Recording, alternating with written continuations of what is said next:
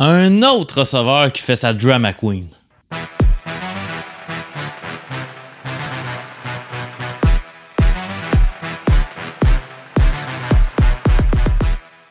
Les Vikings du Minnesota ont réussi à se départir de Stefon Diggs qui, disons-le, faisait chier.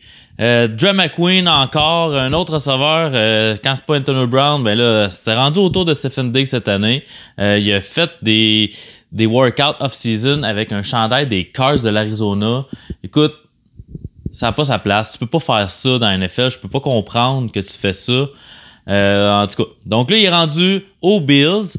J'en ai parlé déjà là, du côté des Bills. Du côté des Vikings, ben, il y avait quand même un petit problème de masse salariale. Donc ça les aide beaucoup parce qu'il avait signé à gros prix, évidemment, Kirk Cousins, aussi Stefon Diggs et Adam Thielen. Puis là, on a le porteur de ballon, Dalvin Cook, qui devra re-signer assez bientôt. Donc, ben, ça va faire du bien un petit peu pour leur masse. Ils ont reçu quand même pas mal de stock. Un choix de première ronde, qui est le 22e au total. Un choix de 5, un choix de 6 et un choix de 4 de l'année prochaine. Donc, 4 choix pour Stefon Diggs. Moi, j'aime vraiment beaucoup du côté des Vikings parce que même si les Vikings ont une excellente équipe, on dirait qu'ils ont quand même pas mal de trous un peu partout. Donc, ça va les aider effectivement. Ensuite...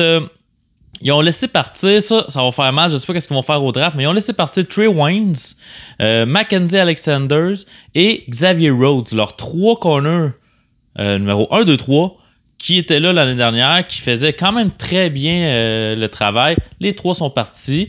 Ils n'ont rien d'autre pour remplacer. Il y a Mike Hughes, un ancien choix de première ronde qui s'était brisé le genou, qui semble être correct, qui est revenu l'année dernière.